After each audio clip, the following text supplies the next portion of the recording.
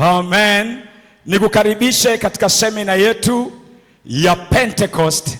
Leo ikiwa ni siku ya 4. Ikawa asubuhi, ikawa jioni, siku ya 4. Tumeanza juzi tu tayari ndo hivi yani zinaisha. Kwa hiyo kesho ni sherehe. Si ndio jamani? Kesho ni sherehe. Kwa hiyo namshukuru Mungu sana kwa neema aliyotupa kuwepo hapa kujifunza neno la Mungu. Hakika Mungu ni mwema, ni mwema, ni mwema sana. Amen. Nimeomba nitumie hii. Najua mwanga wa huku ni mkali kwa ajili ya video shooting. Ingekuwa inaonekana vizuri, lakini najua utakuwa unaona hata kwa mbali.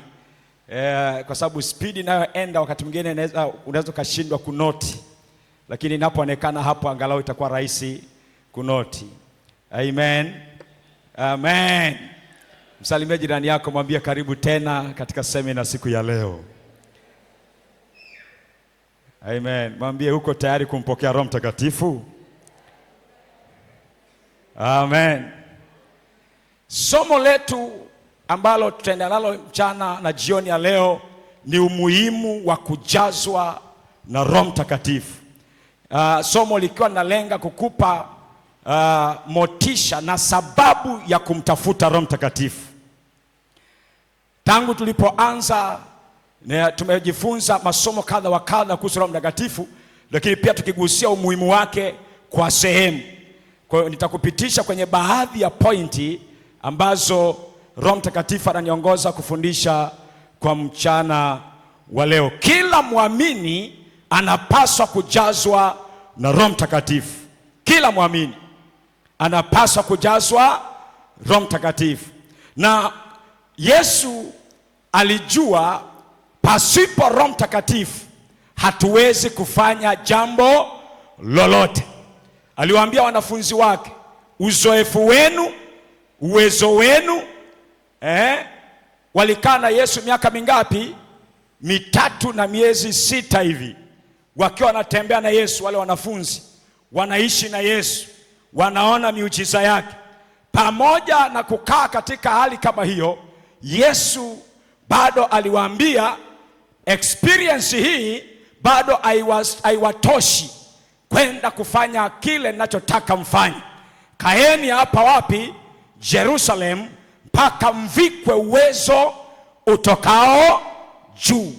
Ukisoma Luka hiyo 24 na mstari wa 49, Yesu anawazuia wanafunzi wake wasiende popote, wakae Jerusalem ili wavikwe uwezo utokao juu.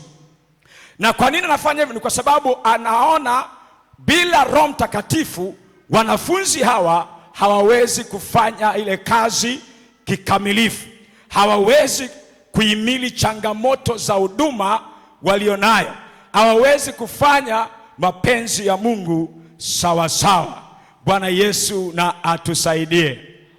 Bwana Yesu na atusaidie. Kwa hiyo kwa nini tunamhitaji Roho Mtakatifu? Jambo la kwanza, nitaenda speed kidogo, utapita pointi 3 tu kwa mchana wa leo. Hoja 3 tu. Tutajifunza hoja 3 tu. Hoja ya kwanza, kwa nini unapaswa kujazwa Roho Mtakatifu? Umuhimu wa kujazwa Roho Mtakatifu. Jambo la kwanza, Roho Mtakatifu anatutakasa na kutuondolea utu wa kale. Roho Mtakatifu anatupa tabia njema na anaondoa tabia isiyofaa.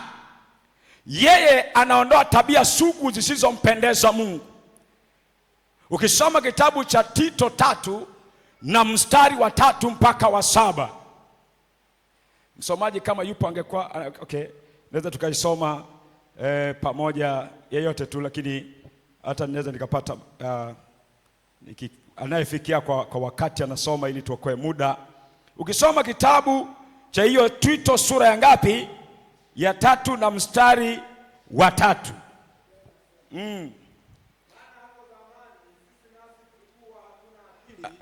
Chukua maiki kwanza. Asante. Najua spidi ni kubwa lakini tuendelee. Amen. Maana hapo zamani sisi nasi tulikuwa hatuna akili, tulikuwa waasi, tumedanganywa, huku tukimtumikia tamaa na anasa za namna nyingi, tukiishi katika uovu na husuda, tukichukiza na kuchukiana. Endelea mpaka 7. Lakini wema wake Mwokozi wetu Mungu na upendo wake kwa wanadamu ulipofunuliwa, alituokoa. Si kwa sababu ya matendo ya haki tuliyotenda sisi, bali kwa rehema yake, kwa kuoshwa, kwa kuzaliwa kwa pili na kufanywa upya na Roho Mtakatifu. Mstari wa 6.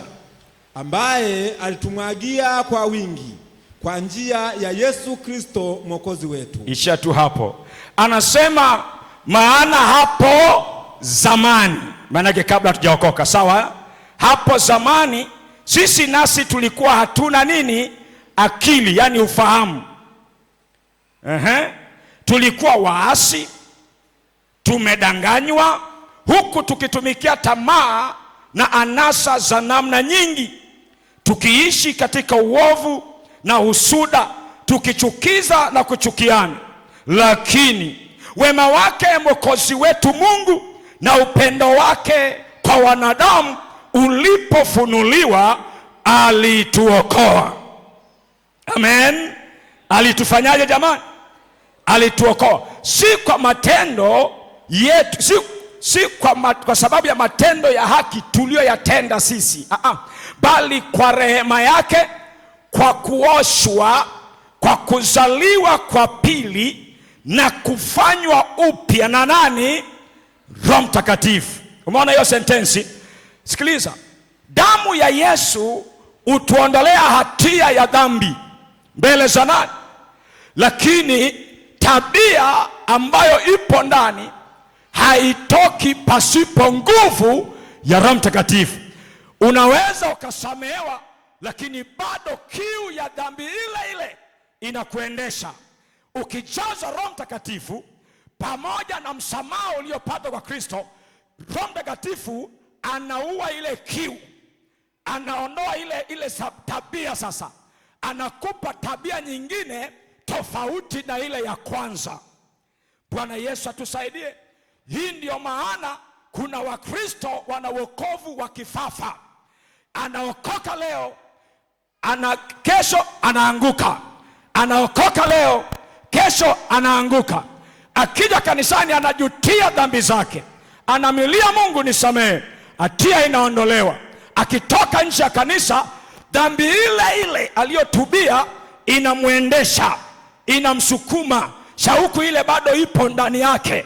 Huyo anakuwa mtumwa wa tabia ya dhambi ambayo hawezi kujiepusha mwenyewe. Anahitaji nguvu inayoweza kumsafisha na kuondoa ile hali, abaki mtoto wa Mungu na mwabudu Mungu kwa furaha. Na hiyo ndiyo kazi ya Roho Mtakatifu, ya kwamba damu ya Yesu inaondoa hatia, lakini Roho Mtakatifu anatufanya upya ikiwa tutamruhusu mioyoni mwetu. Amen. Kwa anatubadilisha kuwa mtu mwingine. Ukisoma Samueli wa kwanza hiyo 10 mstari wa 6 na 9, ni habari ya Sauli. Mungu anamwambia Sauli hivi, Samueli anamwambia Sauli, huyu nabii, utakutana na manabii, utajazwa Roho Mtakatifu, na huyo Roho Mtakatifu atakufanya kuwa mtu mwingine. Maana yake ili uwe tofauti na jana, unamhitaji Roho Mtakatifu. Ili tabia yako ibadilike, unamhitaji Roho Mtakatifu. Lakini sio hivyo tu, Roho Mtakatifu hutusaidia kutiisha mwili katika utakatifu. Wagalatia hiyo sura ya 5 mstari wa 16 inasema, mkiongozwa na Roho hampo chini ya sheria.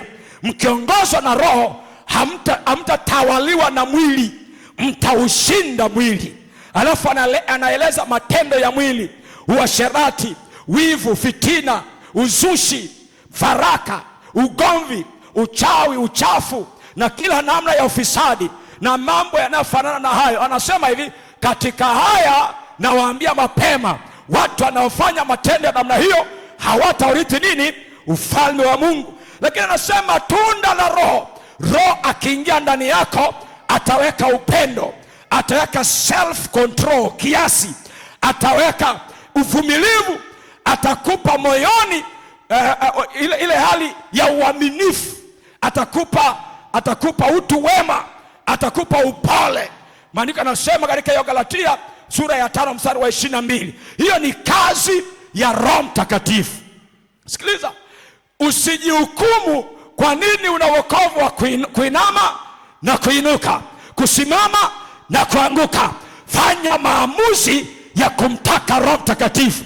Ukimpata Roho Mtakatifu utasimama imara leo, kesho kutwa na siku zote. Dhambi haitakuendesha tena. Tunaelewana watu wa Mungu? Bwana Yesu asifiwe. Kwa hiyo ni kazi ya Roho Mtakatifu, anatutakasa. Tumezoea kusema ni damu ya Yesu inatakasa. Sisi katai, damu ya Yesu inaondoa hatia. Ile ni gharama ya ukombozi wako. Ni kitu ambacho Mungu aliachilia ili uwe huru. Amen. Kwa hiyo hatia yako inapoondolewa, ili usirudi kwenye dhambi ile ile, unahitaji Roho Mtakatifu. Amen. Unahitaji nini jamani? Ukimpa Roho Mtakatifu nafasi kwenye moyo wako, tabia za utu wa kale zitaisha. Hasira za mara kwa mara zinafanyaje? Zinaisha. Tamaa ambayo inakusukuma mpaka unakosa self control, jizui, inaisha. Amen. Unashindwa kuvumilia watu, utapata kuwavumilia wengine. Mtu mmoja kule kijini alisema, mimi mtu hawezi kunikanyaga mkia wangu, hawezi kunikanyaga. Unajua kuna watu ambao wanakuwa kama paka. Jamani, nimeshaona paka Paka ukitaka kumjua alivyo, wewe kanyaga mkia kidogo tu hivi. Ukigusa tu mkia wa paka, utasikia anawaka. Amen. Sasa wewe usiwe Mkristo mwenye mkia ambao ukiguswa tu hivi unawaka. Hapana. Bwana Yesu na atusaidie. Kwa hiyo Roho Mtakatifu kama anaondoa tabia sugu, kama anatubadilisha kutufanya mtu mwingine, kama anatusaidia kufanya mwili huu uwe chini, umsikilize na kumtii Mungu, unamhitaji Roho Mtakatifu. Amen. Amen. Hata kama ningeishia tu kwa pointi hii, kwa sababu hii ndio point itakayokupeleka mbinguni. Kwa taarifa yako, yani hii ndio hoja, ndio nguvu itakayokupeleka wapi?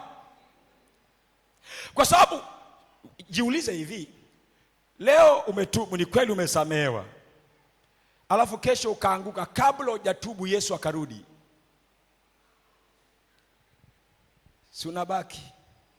Yani tumetumika wote hapa, tumehangaika, tumelia wote, alafu unabaki. Yani unakuwa sawa na yule mpagani ambaye hajamjua Yesu. Haiwezekani.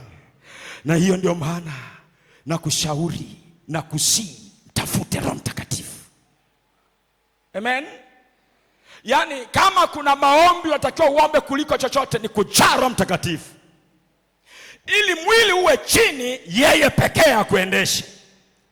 Kama umeelewa point ya kwanza, mpe Yesu sadaka ya makofi, alafu useme, Yesu nisaidie, nijaze na Roho wako Mtakatifu. Tabia sugu ndani yangu ziondoke, nifanye kwa mtu mwingine, unifanye mwili huu uwe chini, wewe peke yako uonekane na nikuheshimu. Katika jina la Yesu. Amen. Amen. Sikiliza, aina ya tabia ulionayo utegemea aina ya roho iliyo wapi. Aina ya tabia yako tunayoiona nje ni matokeo ya roho iliyoko wapi. Kuna watu katika Biblia ukisoma maisha yao utaona tabia ambayo una-admire, unapenda, unasema laiti ningekuwa kama huyu. Lakini siri ni hii, ndani yake kuna Roho Mtakatifu. Ukisoma habari za Yusufu unakuta ni kijana ambaye alikuwa anajiheshimu. Mnajua habari za Yusufu mtoto wa pili wa Yakobo, mtoto wa mwisho kutoka wa pili kutoka mwisho, wa 11 kwenye familia yao. Anakaa na ndugu zake wanafanya ujinga, yeye hayumo, anajiondoa hapo. Amen. Jamaa, simejua habari za Yusufu. Maandiko yanasema alikuwa anasikia habari mbaya, anampelekea nani? Baba yake. Wakamchukia kwa sababu hiyo, pamoja na sababu zingine. Maana yake nini? Moyo wake hapendi uchafu, hapendi ubaya. Akaishi hivyo, hawakujua ni kitu gani kiko ndani. Siku moja mke wa Potifa akamtamani, lala nami, akakataa. Akasemaje? Niwezeje kufanya ubaya huu nikamkosa Mungu? Si ndio? Si ndio jamani? Baadaye, wakati anaishi maisha hayo matakatifu, yeye ni houseboy, yeye ni mtumwa, halipwi chochote na anafanya kazi katika nyumba ya Potifa. Baadaye akafungwa kwa kesi ya kubambikiziwa, sio akufanya kosa, akapelekwa gerezani. Lakini anaenda gerezani, hana hofu, hana tashwishwi. Anaona hata kama utakatifu wangu unanigharimu, lakini nitasimama na huu utakatifu, kwa sababu ndipo hatima yangu ilipo. Siku moja huyo Roho Mtakatifu aliyekuwa anamtakasa, anamtengeneza, anampa, anaondoa ile kiu ya dhambi. Sikiliza, wote ni mashahidi. Mwili huu ni mwili. Wewe umetolewa nchi nyingine, umeletwa nchi nyingine, alafu wewe ni nani? Houseboy. Alafu bosi anasema ofa hii hapa, ofa hii hapa. Bosi anasema ofa hiyo hapa. Ukatae kirahisi, anakuambia hii itakuwa siri yetu, tena utakuwa mkubwa. Unaona, hii ngoja niendelee tu, nitatubu baadaye. Vijana wa siku hizi, siku moja mtu mmoja anasema siku hizi tunafanya dhambi alafu tutatubu baadaye. Ukishasikia mtu anaongea hivyo, unajua tu aina gani ya roho iko wapi? Iko ndani. Sio mtu kama Yusufu. Amen. Roho huyo sasa aliyeshuhudia ya kwamba ndani yake kuna kitu gani kinachofanya awe jinsi alivyo ni Farao. Farao anasema, tupate wapi mtu kama huyu ambaye Roho wa Mungu yuko wapi? Ndani yake. Farao aligundua tabia hizi sio za roho chafu tulizozoea hapa Misri. Mwelekeo wa huyu mtu, huyu kijana, ametofautiana na watu wengine waliojazwa roho zingine. Tupate wapi mtu kama huyu? Sikiliza, aina ya tabia ulionayo ni matokeo ya aina ya roho unayoruhusu ndani yako. Ukimruhusu Roho Mtakatifu, utakuwa na maisha matakatifu. Amen. Huyo ni Yusufu. Ukisoma habari za Danieli, maandiko ninapoendelea naomba unapitia, kwa sababu najua mmeshayasoma. Nimeweka hapo ili twende pamoja. Utakuwa unapitia taratibu. Ukisoma habari za Danieli 1:8, huyu ni mateka wa vita. Mfalme Nebukadneza amepiga Yerusalemu, akawachukua watu na vijana, miongoni mwao Danieli yumo. Anafika nchi ya Babel, anapata fursa ya kwenda kukaa wapi? Ikulu ya mfalme Nebukadneza, mfalme wa kipagani. Alipofika pale, sura ya 1 mstari wa 8 kitabu cha Danieli nasema hivi: Danieli akaazimu moyoni mwake ya kwamba hatajitia unajisi. Unajua ni kwa nini? Kulikuwa na roho ndani yake inayomwondoa na tabia za unajisi. Ukisoma Danieli 5 mstari wa 11, mfalme anasema hivi, mke wa Belshaza anamwambia mume wake, humu katika ufalme wako kuna jamaa mmoja. Hebu nisomee hapa hiyo Danieli 5:11. Mengine nafikiri tutaangalia baadaye. Danieli 5:11 anamwambia sifa ya Danieli. Kuna mtu mstari wa 11 Biblia inasema yuko mtu katika ufalme wako ambaye roho ya miungu watakatifu inakaa ndani yake. Na katika siku za baba yako, aishia tu hapo. Anamwambia yupo mtu katika nchi hii, katika ufalme wako, ambaye roho ya miungu watakatifu. Huyu alikuwa mpagani, hajui Roho Mtakatifu. Anasema roho za miungu watakatifu, yani ni roho ya Mungu wasiyemjua wao, lakini huyo Mungu ni takatifu. Huyo roho anakaa ndani ya huyo mtu. Ukikutana na huyo mtu utapata majibu ya haya maswali, mfalme. Bwana Yesu natusaidie.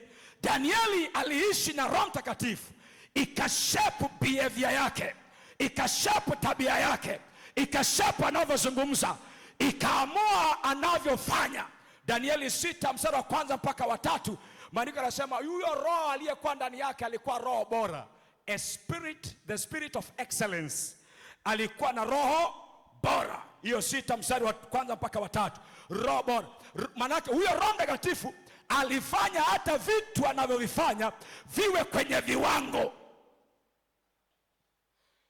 Danieli alikuwa, sikiliza, huyu ni kijana ambaye alidumu wakati wa Nebukadnezar, yupo wakati wa Dario, alikuwepo Belshaza, alikuwepo ufalme wa Medi, ufalme wa Jemi, ufalme uliofuata alikuwepo. Falme ngapi? Wafalme 4 wanaingia madarakani, wanatoka, wanaingia madarakani, yeye yupo kwenye ufalme. Kwa nini? Na yupo katika nchi isiyo ya kwao. Biblia inaniambia ni kwa sababu Roho Mtakatifu alikaa ndani yake. Tupate wapi watu kama hawa ambao Roho Mtakatifu ataishi ndani yao? Bwana Yesu atusaidie. Bwana wetu Yesu Kristo, mnajua habari zake, alijaa Roho Mtakatifu.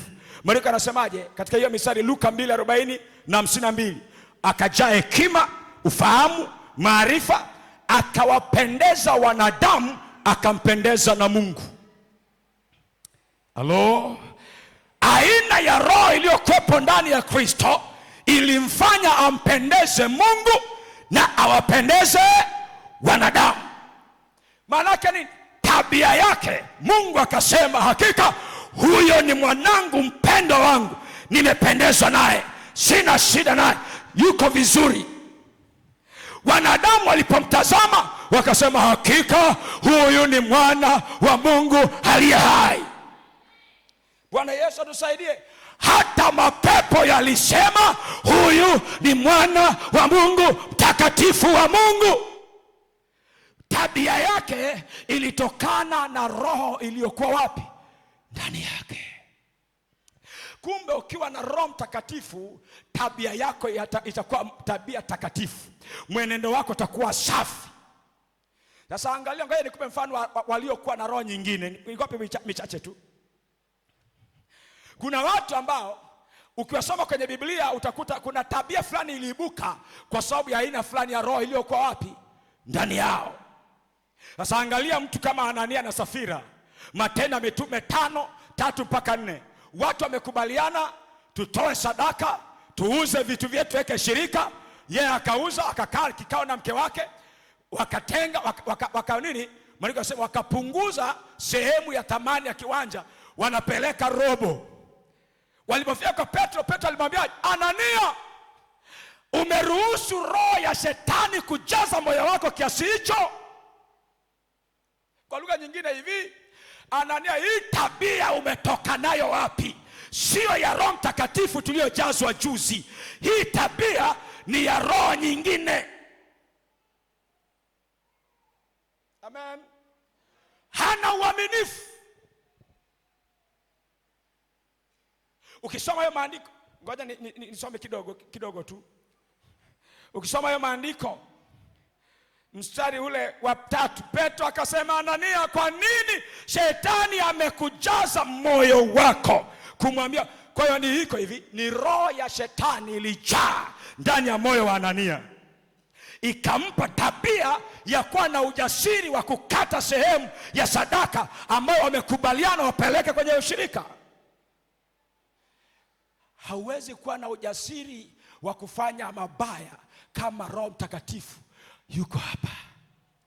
Roho nyingine ndio inakupa ujasiri. Fanya tu, hamna shida, hamna zari, fanya tu.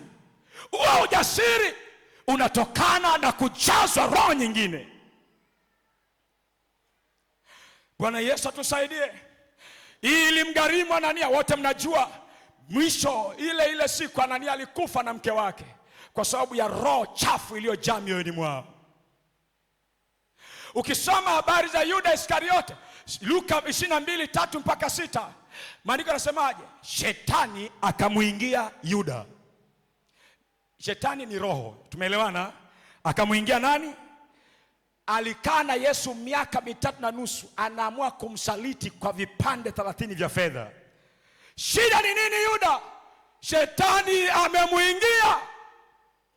Kwa lugha nyingine, kuna roho nyingine imeshaingia ndani ya Yuda, sio Yuda yule wa zamani. Aina ya tabia unayokuwa nayo yaweza kutokana na aina ya roho iliyoko ndani yako. Ukisoma maisha ya Daudi, kuna wakati alijisahau. Nyakati wa kwanza 21, maandiko yanasemaje? Shetani akasimama juu ya Israeli, akamshawishi Daudi awahesabu wa Israeli kinyume na utaratibu. Akafanya ikawa pigo kwa Israeli. Maandiko yanaweka wazi kabisa kwamba hii tabia ya kuhesabu watu hii ilitokana na roho ya Shetani. Ukisoma Samueli wa kwanza 16:14, maandiko yanasema mfalme wa kwanza wa Israeli anaitwa Sauli, alijaa Roho Mtakatifu mwanzo, baadaye akamwacha Mungu. Maandiko yanasema roho mbaya kutoka kwa Bwana ikamuingia. Kwa lugha nyingine, Mungu aliruhusu roho mbaya iingie ndani yake kwa sababu amemkataa Roho Mtakatifu. Tunaelewana? Ukisoma hiyo Samueli wa kwanza sura ya 16:14-23, roho mbaya ikamsumbua Sauli. Sasa sikiliza, ukisoma 18, Samueli wa kwanza 18 mstari wa 10-16, hiyo Samueli wa kwanza 18-10-16, maisha ya Sauli tabia yake ikabadilika kwa sababu ya roho mbaya. Mapepo yale yalipomvamia, tabia yake ikawa mbaya zaidi. Maandiko yananiambiaje? Daudi alikuwa anaenda pale anampigia nini? Kinubi. Alafu ile roho mbaya inafanyaje? Inamwacha. Daudi akipiga kinubi, roho mbaya inafanyaje? Inamwacha. Lakini iko hivi, pamoja na hiyo, kwa sababu alishamwacha nani? Mungu, kuna roho mbaya ameiruhusu bila toba ya kweli. Maandiko yanasema huyu aliyekuwa anampigia kinanda anapata burudiko alipopagawa, akamrushia mkuki ammalize. Sauli, wewe ndo nakusaidia wakati wa nini? Uko katika shida, unataka kuniua. Daudi alijua shida sio Sauli, shida ni roho iliyoko ndani ya Sauli. Ukiona mtu anapambana na wewe, ukiona mtu anashindana na wewe, usijitetee. Ufahamu aina ya roho iliyoko ndani yake. Usishindane na watu, shindana na roho iliyoko ndani ya watu. Amen. Roho mbaya kutoka kwa Bwana. Maandiko yanasema hawa watu ni mifano tu ya watu ambao waliruhusu roho mbaya ikajaa ndani yao, ikawapa tabia isiyofaa, very strange behavior, kwa sababu ya roho iliyoko ndani yao. Mungu atusaidie kwa jina la Yesu Kristo. Ikiwa ndani yako kuna tabia inayotokana na kujazwa roho chafu, huyo pepo akuachie kuanzia leo. Nasema akuachie kuanzia leo. Kama unaamini hiyo amen, ingekuwa kubwa zaidi. Kwa nini tunamhitaji Roho Mtakatifu? Naenda hoja ya pili. Roho Mtakatifu utusaidia kumpa Mungu ibada anayostahili na kuomba. Tunaelewana? Mungu ni roho. Ukisoma Yohana 4:23-24, na anasema hivi, wamwabuduo imewapasa kumwabudu katika roho na kweli. Ni nani atakayetusaidia kumwabudu katika roho na kweli? Ni nani atakayefanya ibada yetu kwa Mungu iwe na maana? Ni nani atakayenisaidia nikipiga magoti? Hoja niwe nazo za kumfikia Mungu wa mbinguni. Sikiliza, sio rahisi kuongea na mfalme. Unaweza ukaongea na mtu mnalingana umri, mnalingana. Sio rahisi kuongea na mtu mkubwa. Unahitaji ufahamu wa kuongea na mkubwa. Ndiyo maana kuna watu wanasema nenda kanisemee, maana mimi sijui hata kujieleza. Ni nani atakayefanya kuimba kwangu, kushangilia kwangu, kuomba kwangu, maombi yangu yawe na maana? Ni Roho Mtakatifu. Amen.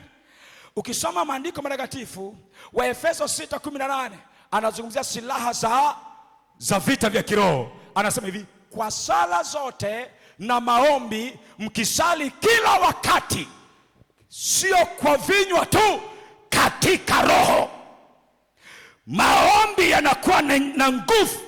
Maombi yanakuwa ni silaha ya vita vya kiroho, yakiombwa katika roho. Na roho iliyotajwa pale, roho yenye ara kubwa, Roho Mtakatifu. Amen. Warumi 8:26 inasema, kadhalika Roho naye utusaidia udhaifu wetu, kwa sababu hatujui kuomba itupasavyo, lakini yeye utuombea kama apendavyo Mungu. Na ugua ndani yetu katika namna ambayo tunashindwa, tunapofika point ambayo hatuwezi kutamka chochote, yeye anaugua ndani na kutamka kwa niaba yetu. Ukisoma Biblia unakuta mtu mmoja, mama mmoja anaitwa Hana. Mnakumbuka Hana Sura ya kwanza Samueli wa kwanza sura ya kwanza ya Samueli wa kwanza. Maandiko yanasemaje? Aliomba kwa lugha zote mpaka akafika sentensi zikaisha.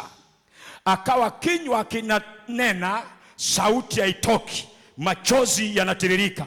Alikuwa amefika point, amelia to the maximum, amechoka na hali ya utasa. Amefika mahali kinywa kinatetemeka namna hii, lakini sauti, sentensi hazipo. Kuhani akasema, ni kama vile umelewa Hana. Akasema, hapana, nimemimina moyo wangu mbele za Bwana.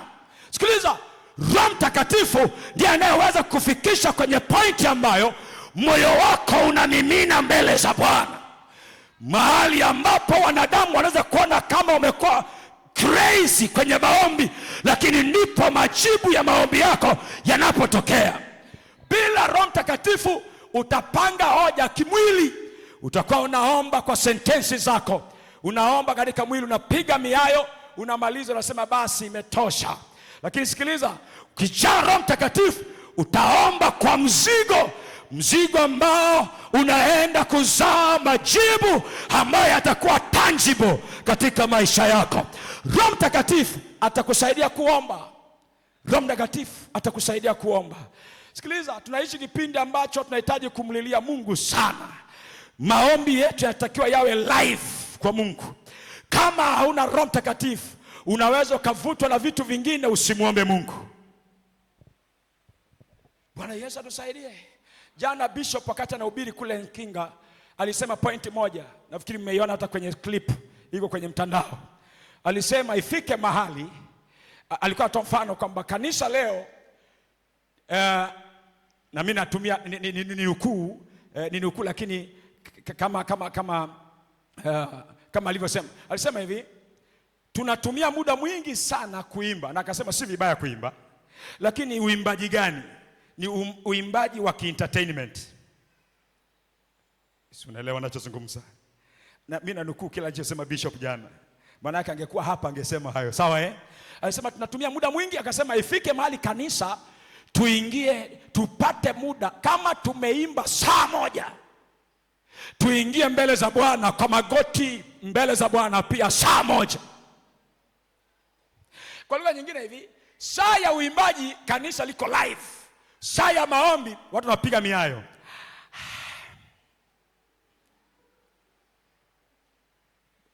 Umeshaona haya mazingira Saa tuko live.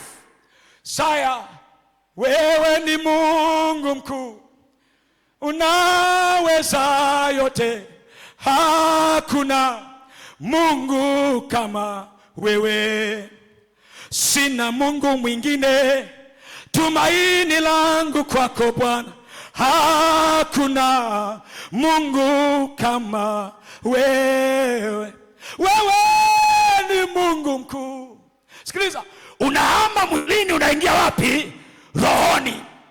Hiyo point watu hawataki waingie, wanataka turudi kwenye Amen. Na hiyo ndio maana waimbaji pia wanapata tabu kuongoza nyimbo kwa kundi ambalo kuna ukavu wa kiroho. Sio rahisi, sio rahisi.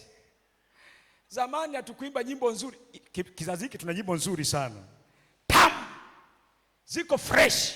Zamani tulikuwa na nyimbo chache tu, vumilia vumilia vumilia utashinda, ndio wimbo wa kuabudu. Lakini ukiimba sentensi ya kwanza, ya pili, ya tatu, unasikia yule kashajaa Roho Mtakatifu, yule ananena kwa lugha, yule anafunguliwa, yule ni wimbo vumilia. Tena hamna vumilia vumilia vumilia utashinda, vumilia vumilia. Huo ndo wasifa na unaunganisha na wakua kuabudu. Leo tutaweka wimbo wa kwanza, inabandika, bandua, wanaona hakuna matokeo, wanabadilisha mwingine, bandika, hamna matokeo, wataweka baadaye wanasema basi tuendelee na vitu vingine. Hakuna, tumalize ibada twende. Sikiliza, lazima Roho Mtakatifu atuhamishe kwenye hiyo level. Nasema Roho Bwana atutoe kwenye hiyo level, atuingize kwenye ibada ambayo ukiabudu unasikia nimekuwepo kanisani leo, nimekutana na Kristo leo, nimempa Kristo moyo wangu leo, ameingia ndani yangu, amenisaidia leo. Hiyo ndio ibada ambayo tunahitaji, na nani anayeweza kuileta? Ni Roho Mtakatifu. Roho Mtakatifu. Paulo anasemaje? Nitaimba kwa akili, Wakorintho kwanza hiyo, nitaimba kwa roho pia. Maana yake kuna wakati akili yangu itaenda, kuna wakati nitaingia katika roho. Sitasahau mwaka 2010 wakati nimemaliza chuo, wakati naelekea kumaliza chuo, nikampigia mchungaji wangu na kuja, kwa sababu wakati naenda kwanza chuo nilipitia changamoto kubwa sana, kidogo nikose kusoma. Sasa kwa hasira ya kumaliza chuo, nikamwambia mchungaji, nitakuja huko na timu ya watu kutoka chuo kikuu cha Dar es Salaam, tutakuja kuhubiri hapo kijijini. Hiyo ilikuwa mwezi wa ngapi? Wa 3. Ilikuwa mwezi wa 10 wa kwanza. Mwezi wa 3 mchungaji akaugua. Mchungaji wangu kule kijijini akaugua. Sasa walijua tulivyokuwa karibu sana na yule mchungaji, kwa wakakataa kunipa taarifa. Wanasema tukimpa taarifa Yeremia anaweza kapoteza mwelekeo huko chuoni, tusimpe taarifa kwa sababu hii ugonjwa huu hauko sawa sawa. Akapelekwa hospitali pale Coac Hospital, ikashindikana. Pelekwa Tarime, ikashindikana. Akapelekwa Bugando. Huo sasa ni mwezi wangapi? Toka yani miezi 3 anahamishwa hospitali. Alipofika Bugando wakaona sasa tumbo linafanyaje, linafumuka. Yani amefika mahali hawezi kuongea tena na mwili unaanza kuvimba. Mama akaanza kulia. Baadaye ndo akasema asikate roho kabla tujamwambia nani? Yeremia asija katulaumu kwamba mchungaji mpaka nakufa hamkunipa taarifa. Saa 9 wamekaa wameshajua kwamba hapa tunafanyaje? Tunamzika mchungaji wetu. Ndio hivyo anaondoka. Kwa sababu hatoi hajaongea, hiyo ni wiki sasa. Na mwili unafanyaje? Tumbo limekuwa kubwa hivi. Bugando Hospital. Wakanipigia simu nikasikia mama mchungaji, mimi najua toni yake ni toni ya kulia. Saa 9 nilikuwa naenda kwenye lecture kozi moja inaitwa PL11, Critical Thinking and Argumentation. Nakumbuka ile siku aliponiambia kwamba anaumwa na yuko kwenye koma, hatuna taraja ya kuona uhai wake. Saa ile njia yangu ya kwenda kwenye lecture ikageuka kwenda kwenye pori la maombi. Nilipofika pale, sitasahau, sikuimba nyimbo za Kiswahili. Nilipotaka kuimba wimbo, ulikuja wimbo mpya. Niliuimba kwa Kiswahili lugha moja, beti wa kwanza, ubeti wa pili nikaanza kwa Roho Mtakatifu. Ilikuwa saa 9 mchana. Iliungana na maombi na kuja kufungua macho, nasema amen. saa 2 usiku. Niliposema amen, nikasema amepona. Nikampigia mama mchungaji, jiandae, baba ni mzima, andaeni mkutano na kuja mwezi wa 7. Baada ya hiyo wiki moja, yani from that day, tumbo likaanza kurudi. Akaanza kuzungumza. Wiki hiyo ndani ya siku 7 akapewa discharge, akarudi kijijini. Bwana Yesu na atusaidie. Hiyo siku sikuomba kwa Kiswahili, sikujua naombaje, lakini Roho Mtakatifu aliomba kupitia kinywa hiki.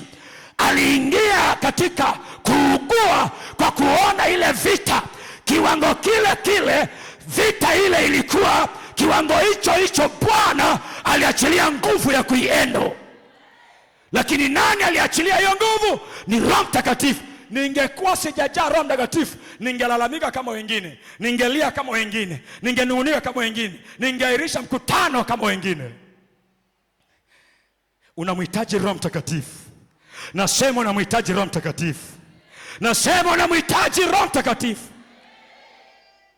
Ili maombi yako, ibada yako, shangwe yako, kelele yako hiwe na nguvu, Roho Mtakatifu akae na wewe. Akae na wewe. Bwana Yesu na atusaidie. Kwa anatusaidia kupanga hoja, ubora wa maombi, kuugua.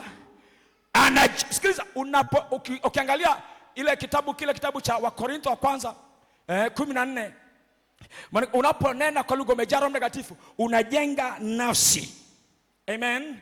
Maandiko yanasema katika Wakorintho wa kwanza 14 mstari ule wa 2 na wa 4, anenaye kwa lugha ujijenga nafsi yake. Sikiliza, unapoomba katika roho, hofu zinaondoka, hisia mbaya zinaondoka, unasikia msuli wa imani. Wakati wa corona, nitoa ushuhuda huu. Wakati wa corona, huyu mtoto huyu, alikuwa ni prophetess. Kile kipindi, kwa sababu tumeanza huduma mwezi wa 3 ambapo corona ilikuwa imeanza huo mwezi. Amen. Huo mwezi wa 2 mwishoni na mwezi wa 3 mwaka 2020. Sasa hatakuwa na namna, tunaenda kanisani kutoka Mapinga Bagamoyo mpaka Mivumoni kule Wazo, sio haba, ni parefu. Kwa ilikuwa mimi inabidi nitangulie na pikipiki, alafu mama na watoto waje kwa gari. Sasa unajua kuja kwa gari maana yake wanachangamana na watu. Ghafla baada ya kama wiki 2, yule mtoto akaanza kukohoa kile kikohozi cha kikorona. Usiku sasa usingizi unataka kufanyaje? Kupotea. Nikamwambia mama, wewe lala, nipe huyo mtoto. Nikaweka mtoto kifuani hapa. Sikuwa naomba Kiswahili, nikaingia tu paya tapo kokota laka paka. Saa 1, saa ya 2. Baada ya kama saa ya 2 nikasikia amani, nikamrudisha mtoto, akapiga usingizi, kikohozi kimeisha, akawa mzima mpaka leo. Hofu ya pepo aliyetaka kuniambia huyo ni corona, nimkubalie amuue, ili expire. Kwa sababu wakati ninaomba na nena kwa lugha, kuna nguvu ilikuwa inakuwa generated, ambayo inaondoa hofu ndani yangu, inaachilia imani ya uponyaji. Ndio maana mpendwa, natamani Bwana akujaze Roho Mtakatifu. Bwana akujaze Roho Mtakatifu. Nasema Bwana akujaze Roho Mtakatifu.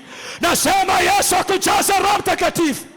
Vita ulionayo wakati mwingine uhitaji maombi ya mchungaji, ujae Roho Mtakatifu. Usimame mwenyewe. Simame mwenyewe. Halo. Nimalizie hii point. Najua muda umeenda, lakini niruhusu nimalizie hii. Kwa nini unamhitaji Roho Mtakatifu? Roho Mtakatifu utusaidia kuondoa vifungo vya nguvu za giza. Yaani kwa lugha nyingine, anatuweka huru. Anatuweka nini? Sikiliza, mapepo ni roho. Hivyo mapepo kama ni roho ushughulikiwa kiroho. Iko hivi, kuna magonjwa ukipeleka hospitalini, daktari anapima, anasema hakuna, lakini mtu ni mgonjwa. Maana yake nini? Sayansi haioni ulimwengu wa roho. Sayansi itaona bakteria, itaona virusi, microscope haioni mapepo. Hujaelewa? Vipimo vya kidaktari vinashughulika na magonjwa ya kimwili, physical diseases. Kiswahili ni kigumu kidogo. Kuna magonjwa aina ngapi? Nitoa mfano, magonjwa aina 3. Kuna magonjwa yanayosababishwa na bakteria ambayo tunaita physical diseases. Kuna magonjwa ya kihisia, emotional diseases. Kwa mfano hata hapa tu mtu akiwa na simba tu atokea hapa ghafla, kuna mwingine ataanza kuharisha hapa. Huo ugonjwa wa kuharisha hujatokana na bakteria, ni hisia ya hofu ambayo imetokana na simba kuingia ghafla, sawa eh? Kana kuwa na hali hiyo. Kuna emotional diseases ambazo hata ukipeleka kwa daktari utapigwa dawa, lakini inahitaji uponywe tu kwanza emotion yako, hisia yako iponywe.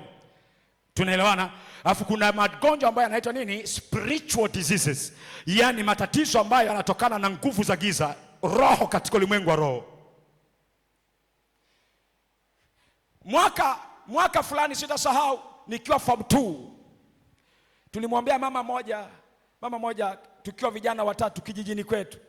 Alikuwa na dalili zote za HIV. Lakini tulipoingia kwenye maombi, mapepo yakalipuka. Yale mapepo yakasema sisi ndo tumemwekea hiyo HIV. Maana yake nikaelewa, kumbe pepo akitoka HIV itafanyaje? Tuliomba, ni kweli. Tukaomba day 1, day 2, tunaendelea kushughulika na mapepo.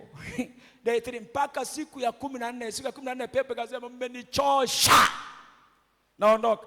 Tulikuwa napiga maombi kutwa mchana, kutwa mara 3 kama dozi, asubuhi, mchana, jioni, asubuhi, mchana, jioni, 2 hours kila siku, kila dozi. Akasema sasa nimechoka, naondoka na HIV yangu. Yule mama alipona, tukamsindikiza nyumbani kwake, kwa sababu alikuwa anaishi katika nyumba ambayo tulikuwa tunaishi na sisi. Tukampeleka nyumbani kwake kwa ngoma na furaha, kijiji kizima wakasema kama huyu mama amepona, tunamtaka huyo Yesu. Sikiliza, siku ile nilielewa Roho Mtakatifu ana uwezo wa kututoa kwenye vifungo. Kuna vifungo, kuna mateso uko nayo ambayo mifumo ya kimwili ya kidunia haiwezi kuleta majibu.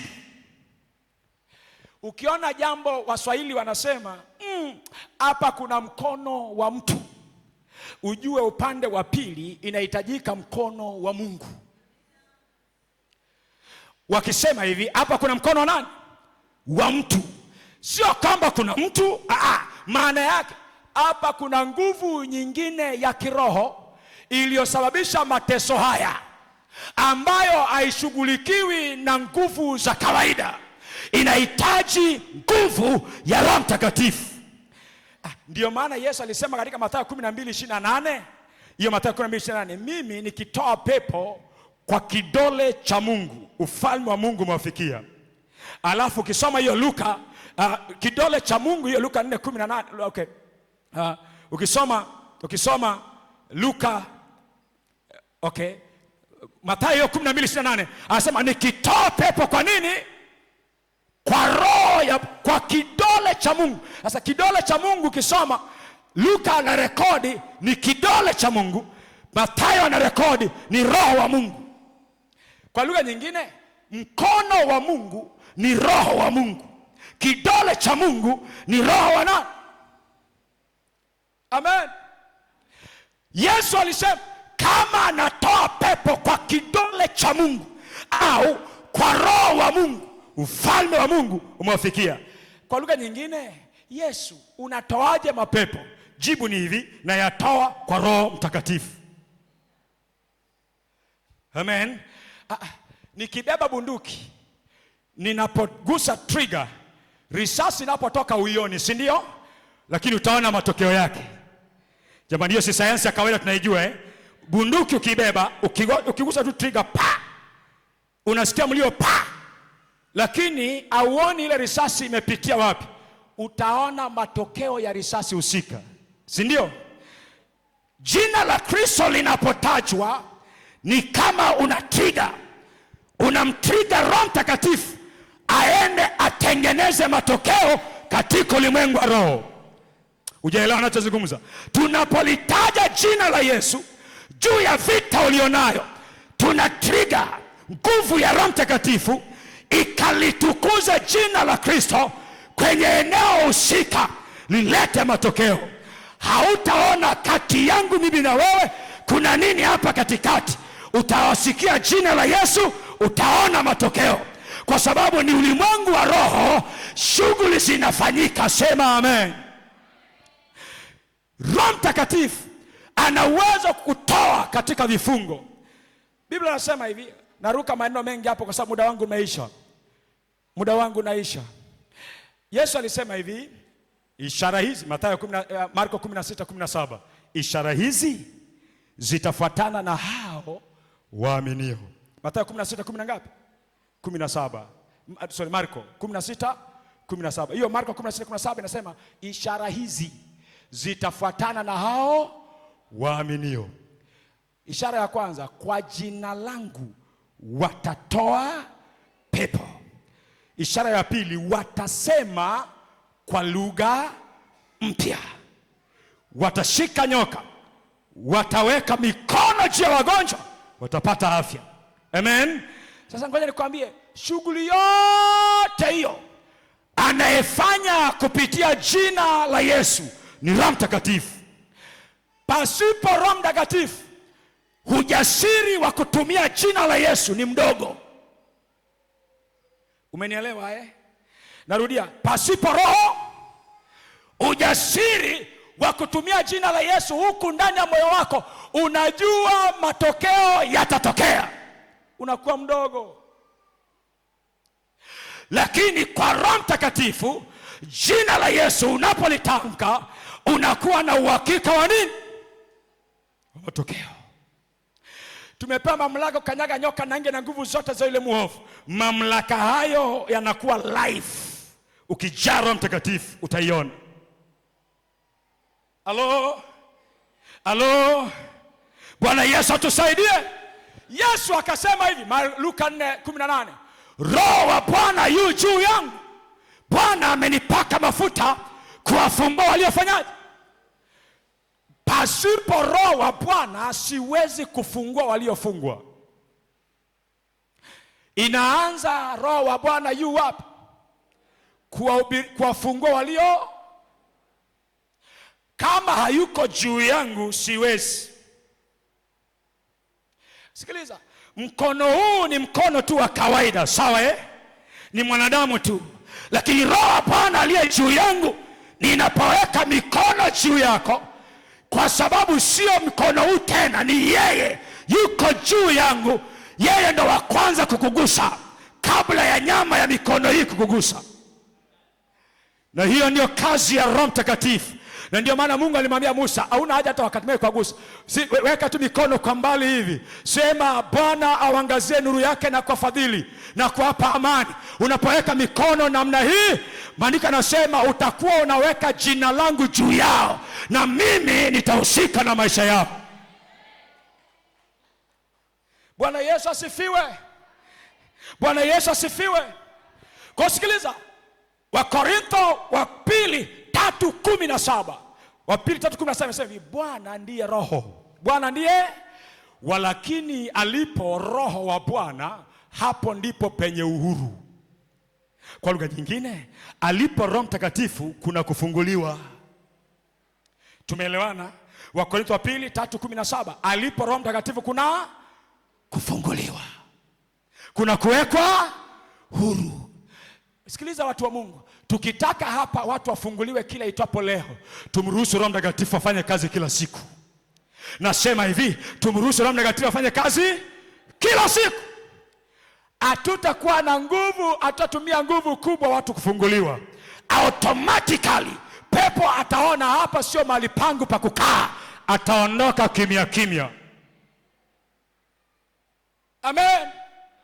Amen. Sasa napomalizia, na Mungu aliniongoza hili kwa sababu maalum, naomba nivumilie kidogo tu.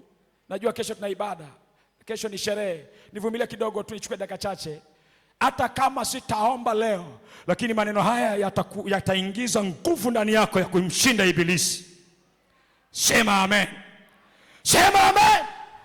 Sikiliza, Roho Mtakatifu anaondoa giza, anaondoa vifungo, anaondoa nguvu za adui, anakuweka huru. Sasa shida iko hapa. Shida iko hapa. Tuna wengi leo, na Yesu alisema, iliniuma sana.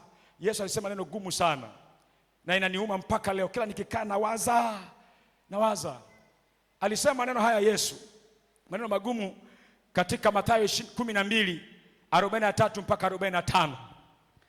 Alisema maneno magumu sana hapa. Alisema hivi: pepo mchafu amtokapo mtu huenda akatafuta mahali pasipokuwa na nini? Na maji. Alafu anakaa huko. Baadaye anarudi kuangalia nyumba yake ya zamani. Sawa? Akikuta imepambwa hamna chochote, anaenda kuwaalika wengine walio wahofu kuliko yeye 7. Alafu wanarudi wanakuwa ngapi? 8. Alafu Yesu akasema hivi, hali yake huyu mtu itakuwa mbaya kuliko hali ya wakati wa kwanza. Hali yake ya mwisho inakuwa mbaya kuliko ya kwanza. Alafu sentensi ya mwisho Yesu anamaliza hivi: hivi ndivyo itakavyokuwa kwa kizazi hiki kilicho kaidi, kicho kipotofu. Maana yake nini? Alikuwa anaona Yesu katika ulimwengu wa roho, majira ambayo watu watakuja katika uwepo wa Bwana, uwepo wa Roho Mtakatifu, mapepo yataondolewa, lakini kwa sababu hawasimami kwa Kristo, hawajui kanuni ya kusimama, mapepo yanarudi tena mara ngapi? Kwa anakuwa ni mtu ambaye leo pepo limetoka, kesho linarudi tena, kesho kutwa pepo linatoka, linarudi tena. Anakuwa na maisha hayo muda mrefu. Sasa nataka nikusaidie, kwa sababu muda tunavyokwenda, wewe ambaye umesikia semina hii, kuanzia leo usiteswe na pepo tena. Kuna hoja chache nataka nizungumze na wewe, chache tu, ambazo zitakusaidia. Kwa sababu tunaweza tukafikiri Roho Mtakatifu hajatenda, lakini kuna vipengele vichache tu hujafahamu. Kwa sababu wewe sio wa kwanza kushambuliwa na nguvu za giza. Hata sisi tulipitia hayo, lakini ushindi tuliupata wapi? Ilifikaje point ambayo pepo aseme sirudi tena kwa huyu? Musa alimwambiaje wana wa Israeli? Hao wa Misri mnaowaona. Sikiliza, si ajabu unapofanya maamuzi ya kuokoka, kama Waisraeli walipofanya maamuzi ya kwenda wapi? Kutoka Misri. Sawa? Siku walipofanya maamuzi, mateso yalifanyaje? Yalizidi. Maamuzi ya kwamba tunatoka Misri kwenda Kanaan yaliongeza hasira ya Farao. Tunaelewana? Akawatesa, lakini hawakukata tamaa, wakaendelea na safari. Akawafuatia mpaka bahari ya nini? Ya Shamu. Kwa ni mfano tu wa safari ulioanza mpendwa. Umempa Yesu maisha. Nguvu za giza za ukoo na za zisizo za ukoo, za tanga na zisizo za tanga, na zingine ambazo zijui, zinakuwa na hasira. Huyu mtu anaendaje? Anatuachaje? Hasira yao inapoongezeka, mateso yako ni kama yanazidi. Unakata tamaa. Hivi nakaa hivi. Wakati mwingine unaona hali fulani sikuwa nayo kabla sijamkiri Yesu. Hali fulani imetokea tu. Hii hali sikuwa nayo, heri nisingempa Yesu maisha. Sikiliza. Ni Farao anafanya jitihada ya urudi wapi? Lakini point ni hii, kuna bahari ya Shamu ambayo hatakatiza. Na akifika pale hautamwona huyo pepo maisha yako yote. Sasa nataka nikuonyeshe vitu vichache tu. Unapoanza safari yanaweza kukufukuza, wewe kubali tu, lakini usikate tamaa. Safari inapoenda, ukigeuka, kuna point ambayo Bwana atamaliza hiyo kesi. Alafu utatembea mwoni Farao tena nyuma yako, unamwona Kristo mbele yako. Bwana Yesu na atusaidie. Nazungumza na wewe ambaye unapitia vita vya ulimwengu wa roho, vita na nguvu za giza katika mji huu. Bwana akusaidie. Kuna siri chache za kukusaidia. Moja, kaa katika uwepo wa Mungu kwa maombi. Sawa Maandiko yanasemaje katika Mathayo 17:19? Yesu alisema hivi, namna hii haitoki ila kwa kusali na kufunga. Kwa lugha nyingine, unapokaa kwa kusali unafunga, unasali unafunga, pepo hata stahimili hayo mazingira. Hiyo ni siri ya kwanza. Zaburi 91 malaki inasema hivi, utakaa katika uvuli wake nani? Mwenyezi. ili muujiza wako uwe wa kudumu. Hoja ya pili, ujaze Roho. Kubali uwe maskani ya Roho Mtakatifu na sio maskani ya mapepo wala nguvu za giza. Jiambie, mimi ni hekalu la Roho Mtakatifu. Ukisoma maandiko hayo katika point ya pili wa Korintho kwanza sura ya 3:16, miili yetu imeandikwa ni hekalu la Roho Mtakatifu. Amen. Kwa unapomruhusu akae, Roho Mtakatifu achangamani na roho nyingine, atakaa alafu ataondoa roho nyingine. Hoja ya tatu, epuka unajisi. Na naomba hii niisome kwa sababu hapa ndipo kuna nguvu kubwa. Sikiliza, katika uzoefu wangu wa kuishi na Mungu na kuona watu wanapitia vita na ulimwengu wa roho, changamoto ipo katika Efeso 4:25 mpaka 32. Ukiona mtu, kuna watu ambao shida iko hapo tu. Naomba nisome haraka kwa sababu ya muda wangu. Naomba nisome haraka. Efeso sura 4:25. Nasema hivi, basi uvueni uongo mkaseme kweli, kila mtu na jirani yake, kwa maana tu viungo, kila mmoja kiungo cha mwenzake. Muwe na hasira ila msitende dhambi. Jua lisichwe na uchungu wenu bado haujawatoka. Sasa angalia, maana yake uchungu usipotoka, mstari wa 27, wala msimpe ibilisi nafasi. Uchungu kikaa, umekorofishana mtu asubuhi mpaka kesho bado una hasira ile ile, unamfungulia mapepo na nguvu za giza zinakaa ndani yako. Tena anajaa hapa. Ukitaka kuimba yanakaba, ukitaka kuomba yanakaba. Hiyo ni kanuni ya ulimwengu wa roho. Maandiko yanasema usikae na uchungu mpaka jua linazama, kwa sababu hapo utampa ibilisi nini? Nafasi. Anaendelea kusema mambo mengi pale, usiibe tena, fanya kazi ya mikono yako, neno lolote ovu lisitoke kinywani mwako, usimhuzunishe Roho Mtakatifu wa Mungu, uchungu wote yatoke kwako. Muweni wafadhili ninyi kwa ninyi, wenye huruma mkisameana. Yani kama huna moyo wa kusamehe, sio rahisi kutoka katika vifungo vya nguvu za giza. Iko hivi, kuna mapepo yanakaa tu kwa sababu na wewe una hasira na mtu mahali. Na iko hivi, manabii wengi wa siku hizi wanapokemea mapepo yanaoji mapepo. Mko hapa kwa nini? Kitu gani kinaendelea kwenu? Tulitumwa na fulani na fulani na fulani na fulani. Yesu alisema shetani ni baba wa uongo miaka yote. Tunaelewana?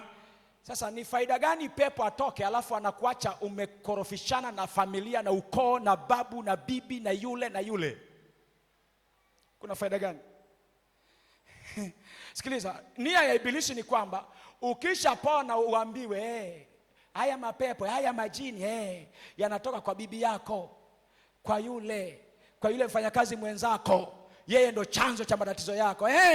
Ukimwona hasira inajaa, ikijaa pepo nasema wow, narudi vizuri. Ukiingia kanisani tunakemea tena nini? Pepo limerudije? Hasira ya mahali uliambiwa yalitoka. Sikiliza, huyo mwanadamu ni boksi tu. Shughulika na ibilisi kama ibilisi. Usilaumu speaker kwa kutoa sauti, laumu aliyezungumza kutoa sauti kwenye speaker. Hii speaker haina dhambi. Tunaweza tukaweka CD hapa ya Ndombolo ikapiga, haitasema kama mimi ni speaker ya kanisani, haitapiga ya Diamond. Weka tu muziki wa Diamond pale tuone, itapiga. Kwa utalaumu speaker, laumu aliyeweka CD, sawa Laumu nini? CD hiyo flash ndio ilaumu. Sasa flash ni huyo ibilisi. Achana na viumbe ambao vinatumiwa tu ibilisi. Shughulika na ibilisi mwenyewe. Alo? Kaa katika uwepo wa Mungu, jaa Roho Mtakatifu, epuka unajisi na moyo, uwe na moyo wa msamaha. Vunja mapatano na nguvu za giza. Kuna watu unakemea pepo lakini kuna vitu unavyo. Kuna mapatano, kuna maagano mlifanya ya siri. Unasikia hofu kusema, Vunja agano, maandiko yanasema vunjeni mapatano nao. Kama umeamua kumpa Yesu maisha, usiwe na ushirika na chochote cha giza. Kitambaa, kibuyu, sijui nguo alinipa bibi ya uganga, sijui rizi nilipewa, hii ndio ulinzi wangu, siwezi kutoa. Na rizi zingine siku hizi ni za wapendwa, zinaitwa rizi za kilokole. Ukipewa chumvi na sukari, chumvi sio sukari, chumvi na nini na kitambaa na mafuta, mtu ametunza vizuri, anasema huyu ndo Mungu wangu.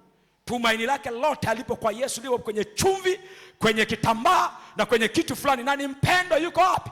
Kanisani. Pepo likitaka kutoka anasema ana chumvi yetu, ana kitambaa chetu, ana mafuta yetu. Halo, sikiliza, vunja nini? Mapatano. Any point of contact na nguvu za giza, achana nayo. Weka neno la Kristo. Yesu alishinda. Sikiliza, kuna wakati hatushindi ibilisi kwa maombi, kuna wakati unatamka neno. Yesu alimwambia ibilisi, sikiliza, imeandikwa, siwezi kufanya 1 2 3. Ibilisi alipoona huyu jamaa anajielewa, aliondoka. Alikemewa jamani, alikemewa, aliondoka. Kwa nini aliondoka? Anajibiwa na aliyejaa neno. Jaa neno la Mungu.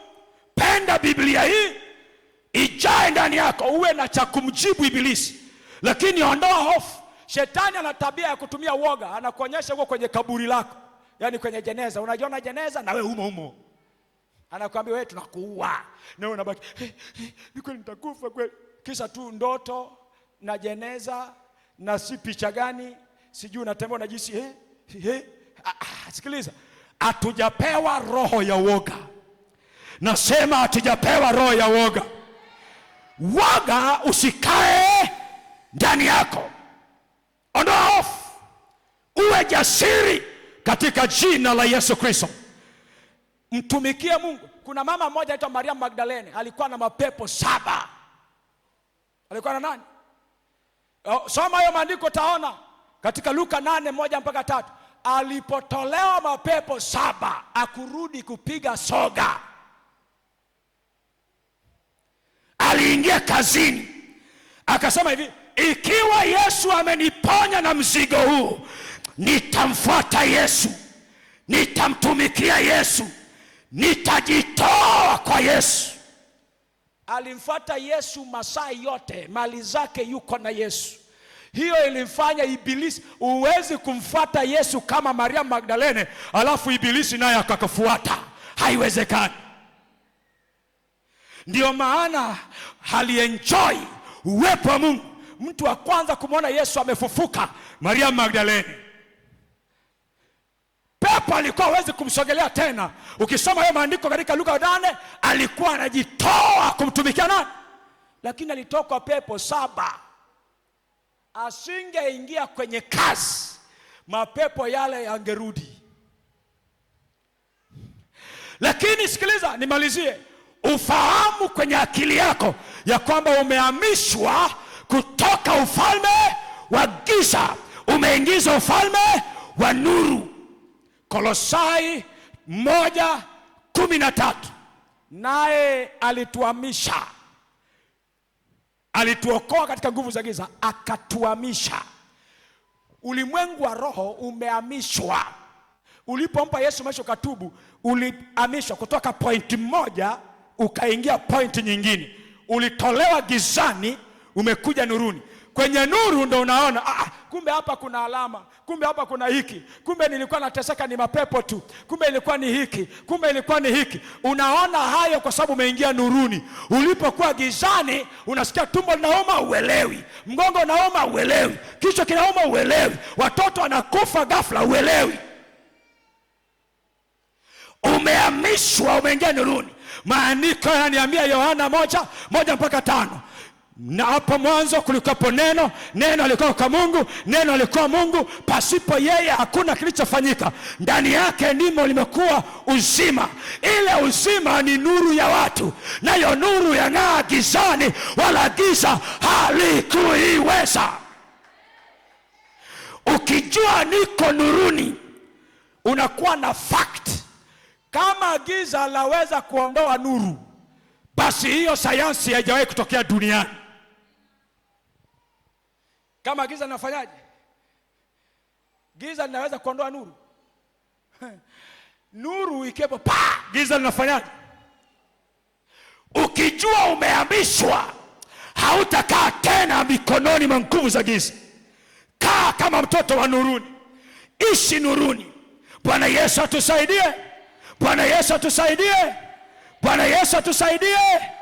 Bwana Yesu atusaidie. Aya machache ya kusaidie. Jambo la kwanza, Roho Mtakatifu anatakasa. Jambo la pili, Roho Mtakatifu, kwa nini unamhitaji? Kwa nini unamhitaji? Jambo la pili, nimesema anatupa kumpa Mungu nini? Ibada. Na jambo la tatu, anatufungua. Anatufungua. Anatuweka huru. Kwa dakika 5 tu, naomba watumishi wa Mungu tutumie dakika 5. Mniwe radhi, najua muda umeshaenda sana. Dakika 5, soma kwa miguu yako. Dakika 5. Dakika 5. Weka Biblia yako chini. Weka Biblia yako chini. Waimbaji hamna haja ya kuja, tulieni tu, kwa sababu dakika 5 hazitoshi kufanya mambo mengine. Simama tu kwa miguu yako. Simama tu kwa miguu yako. Kwa dakika 5, weka mkono wako moja kifuani. Yesu! Yesu! Nimesikia neno lako, nami nimeelewa jinsi gani na kuhitaji Roho Mtakatifu. Yesu, hakuna awezaye kubatiza kwa Roho Mtakatifu isipokuwa wewe. Mchungaji wangu hawezi kunibatiza. Hakuna mwanadamu abatizaye kwa Roho Mtakatifu, ni wewe. Yesu, nijaze Roho Mtakatifu. Kuanzia leo maisha yangu yabadilike, niwe mtu mwingine, niwe mtu mwingine, niwe mtu mwingine, katika jina la Yesu. Yesu, kuanzia leo unijaze Roho Mtakatifu, nitembee, niabudu nikiwa na wewe, nisikie furaha ya ibada, nisikie furaha ya kukutumikia, nisikie furaha ya kukuinulia maombi na kukuabudu. Kuimba kwangu, kutoa kwangu sadaka, kuhubiri kwangu, kufanya chochote kwa ajili yako, kuwe na maana kwa Roho wako Mtakatifu. Baba, sina ibada ya kweli pasipo wewe, pasipo wewe. Leo ninashuka, nahitaji wewe, unipe ibada, unipe ibada, ibada ya kweli. Roho Mtakatifu, karibu ndani yangu, karibu ndani yangu, karibu ndani yangu, karibu ndani yangu, karibu ndani yangu, karibu ndani yangu, katika jina la Yesu. Baba, kuanzia leo ninakataa kumilikiwa na mapepo na majini na mizimu na nguvu za giza. Mimi ni mtoto wako, umenitengeneza niwe wa kwako, umeniita niwe wa kwako. Mimi sio wa ibilisi, mimi sio wa mapepo, mimi sio wa machawi, mimi sio wa roho chafu, mimi ni wa kwako. Kuanzia leo, shetani sikia, ibilisi sikia, ninakataa agano lolote nililofanyiwa kwa kujua, kwa kutokujua, nalivunja kuanzia saa hii, kuanzia saa hii, kuanzia saa hii. Nimehamishwa kutoka katika giza na kuingizwa katika nuru. Mapepo hamtanishinda katika jina la Yesu, katika jina la Yesu. Ninapokea Roho Mtakatifu, Roho Mtakatifu, njoo ndani yangu, njoo ndani yangu, njoo ndani yangu. Raba sakata raba lepe sekete raba sakata raba saya. Endelea kuomba. Una dakika 3, nenda mbele za Bwana mwenyewe. Roho Bwana, kwa maombi hayo machache kuna kitu kimetokea katika ulimwengu wa roho. Karabasaina. Jesus.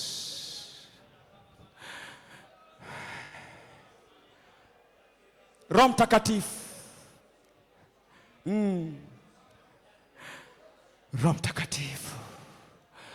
Ni wewe Roho Mtakatifu. Ndio. Ni wewe. Ni wewe. Ni wewe unaingiza ibada ndani yao. Ni wewe unaingiza utakatifu ndani yao. Ni wewe unaachilia chuki dhidi ya uovu ndani yao. Ni wewe unaachilia nguvu isiyo kawaida ndani yao. Ni wewe unaachilia tumaini ndani yao. Ni wewe unaachilia ujasiri ndani yao. Ni wewe unawafungua na kuwaweka huru katika jina la Yesu Kristo. Ukiwa umeinamisha kichwa chako, tulia katika uwepo wa Bwana. Tulia katika uwepo wa Bwana. Tulia katika uwepo wa Bwana. Jesus.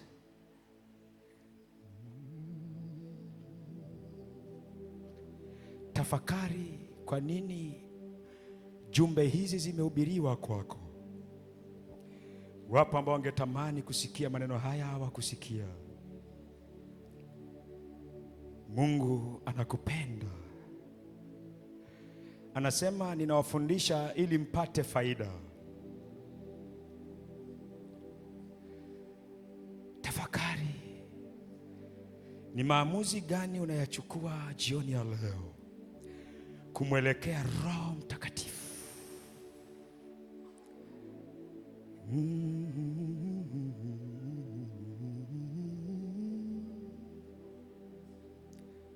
Fanya maamuzi. Hayo maamuzi ndio ushindi wako. Katika upole na ukimya huu, fanya maamuzi. Jesus. Jesus. Si kwa nguvu, si kwa uwezo, ni kwa Roho Mtakatifu.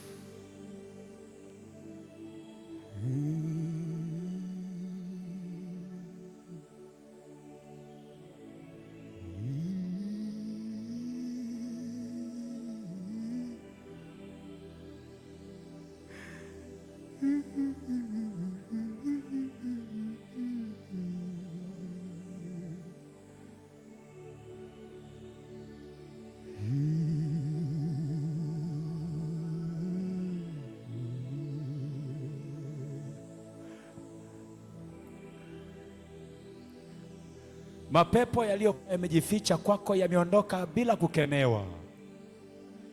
Nguvu ya giza iliyokuwa imekaa kwenye koo, kwenye tumbo, zimeachia. Huo wepesi unaouona ni yeye ametenda.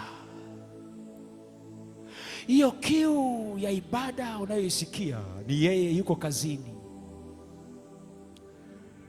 Jesus.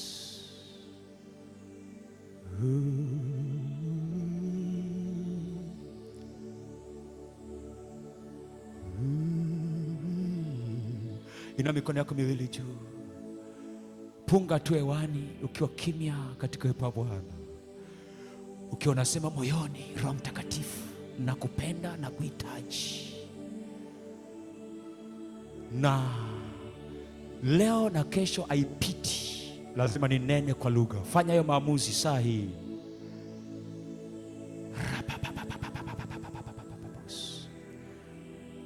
Leo na kesho haipiti. Kabla siku ya kesho kuisha, utajaa nguvu. Tayari yuko ndani, atalipuka kwa nguvu. Akili yako itaelewa ameingia ndani yako. Katika jina la Yesu Kristo. Baba, niseme nini mbele zako? Tumeinua mikono yetu kukushukuru na kuliadhimisha jina lako. Maneno haya hakuna mwanadamu alitufundisha, ni wewe Roho Mtakatifu, na umetufundisha ili tupate faida. Nami ninaamini hakuna mtu anabaki vile vile alivyokuwa, kwa sababu ni wewe unatengeneza maisha ya kila mmoja wetu. Hatima zao zinaelekea mikononi mwako, zinahamishwa mikononi mwa Ibilisi. Maisha yao utatawala wewe, utatawala wewe, utatawala wewe.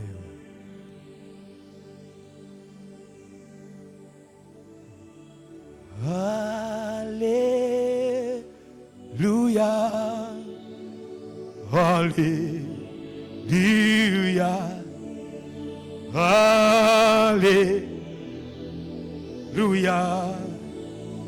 haleluya,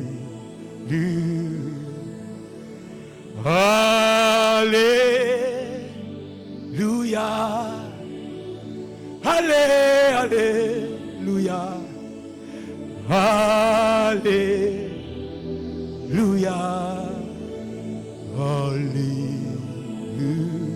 haleluya, haleluya, haleluya, haleluya.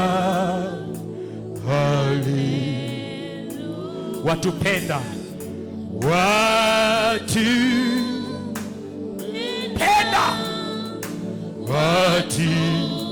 watupenda,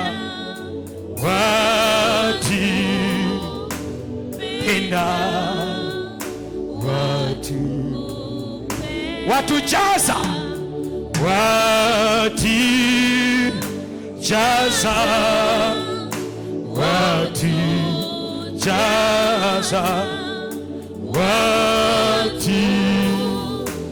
watujaza,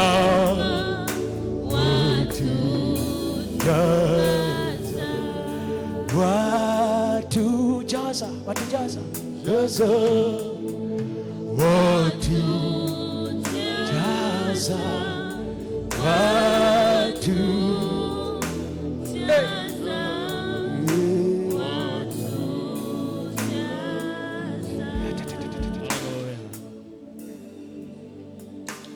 Baba, tunakushukuru kwa neema yako. Asante kwa neno lako la uzima Bwana. Roho Mtakatifu aliingia ndani yetu, akaendelea kububujika katikati yetu Bwana. Endelea kumpa neema mtumishi wako hata siku ya kesho na zaidi ya kesho Bwana. Uwepo na nguvu zako za kuendelea kulitamka neno lako kwa nguvu na ujasiri, katika jina lako Yesu. Amen.